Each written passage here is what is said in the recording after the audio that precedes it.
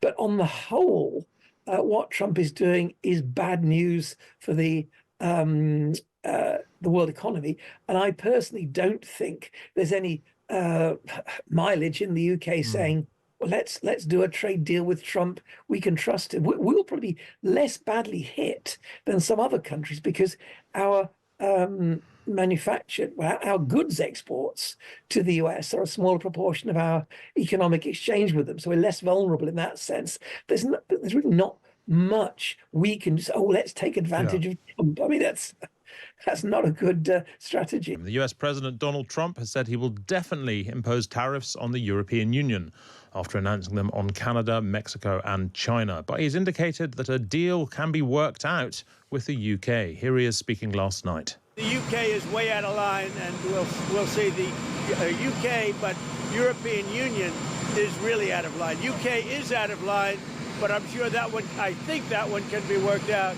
But the European Union it's an atrocity, what they've done. Meanwhile, Keir Starmer is meeting EU leaders in Brussels today. So can the Prime Minister keep up good trading relations with both the US and the EU?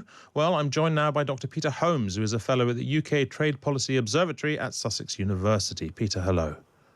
Hi. Thanks for being with us. How damaging has Trump's trade war, if that's what we should be calling it, proved to be so far? Well, the first time round, he, if you like, put sanctions on the United States and damaged United States trade quite badly. But the rest of the world reacted by, if you like, allowing trade to be deflected. So he didn't, first time round in the first Trump period, have a kind of spiraling multiplier effect like happened in the 1930s. This time round, it's really much harder to know, and it's much more troubling because there's much more danger of retaliation and further retaliation.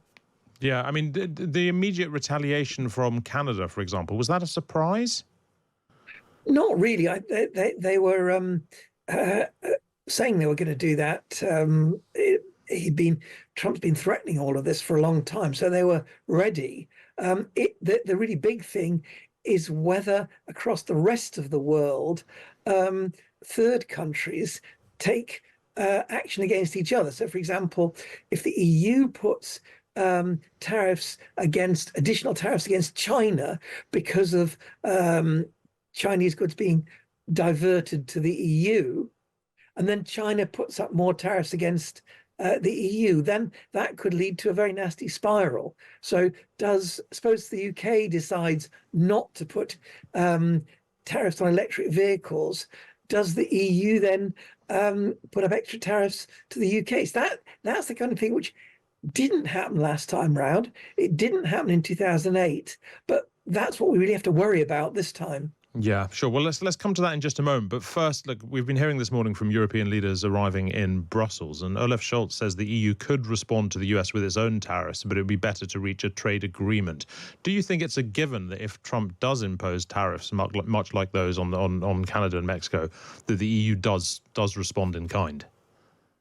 Well, the EU will certainly put in place mechanisms to do so. It will begin threatening to put these tariffs on, and will obviously hope to get a deal that would stop them. So in Trump's first administration, the EU promised to buy additional energy from the United States, which of course the EU as an institution, as an official body, is not capable of delivering on. But Trump was prepared to accept that as so he could claim victory. Now, it's possible that we might have that sort of thing. The problem is that no actual real deal with Trump is credible. It's what he wants to do. If he chooses to accept some sort of vague promise, he could use that as an excuse to back off, as he did with Colombia, but as he did with China and in the first administration. But for both the EU and the UK, there's not much hope in finding something you can really do and that would guarantee that Trump would act responsibly in response. You've just got to look at the way his initial targets were strongest Mexico and Canada, the countries with which he signed a trade deal, a revised version of NAFTA called the USMCA in his first term. He immediately reneged on that. Absolutely no way any kind of promises by Trump could be expected to be kept. Finally, Peter, with all this sort of going on, are there opportunities for other markets to sort of enjoy free trade with each other, kind of cutting the US out the loop? Like, could parts of the world benefit from this?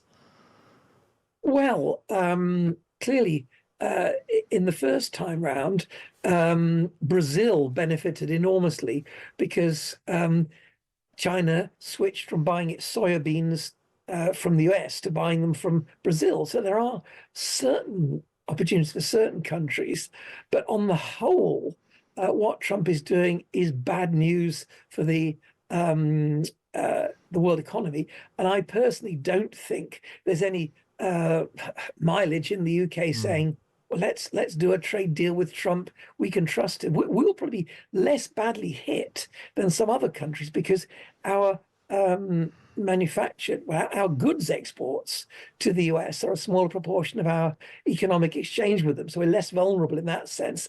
There's really not much we can just, let's take advantage of Trump. I mean, that's not a good strategy. Thank you very much indeed, Dr. Peter Holmes of Sussex University. Now, Ofsted will unveil... Can you give us an update on the president's plan for his tariff agenda? He spoke a lot about this yesterday, and there's a couple of dates coming up that he's spoken to. Number one, February 1st, he's alluded to both the potential for tariffs for Canada and Mexico, but also China to take effect on those days. What's he thinking about that?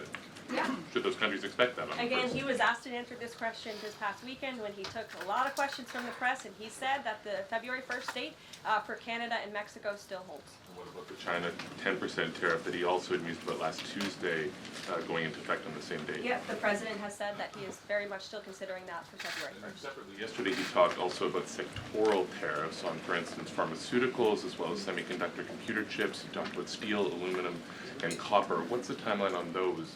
Is that a similar sort of coming days thing? Yeah, so when the president talked about that in his speech yesterday, that actually wasn't a new announcement. That was within a presidential memorandum that he signed in one of the first days here in the White House on his America First trade agenda.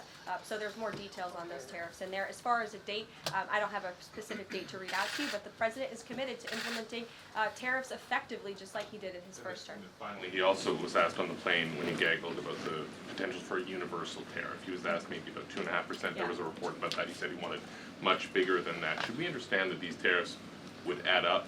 You know, in other words, you might have country-specific tariffs like Canada, Mexico, China. You might have sectoral tariffs like on pharmaceuticals, as well as a potential universal tariff on top of that. Do these stack on one or the other, or would one sort of take precedence over another? All I can point you to is what the president has said on this front. The February 1st date for Canada and Mexico, also the China tariff that he has discussed. He rejected the 2.5% tariff. He said that was a little bit too low. He wants it to be higher. I'll leave it to him to make any decisions on that front. Yeah.